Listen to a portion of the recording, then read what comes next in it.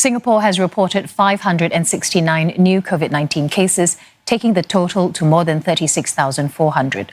The Health Ministry says 7 are community cases, and one of them is a Singaporean or permanent resident, while the other 6 are work pass holders. The majority of new cases continue to be migrant workers living in dormitories.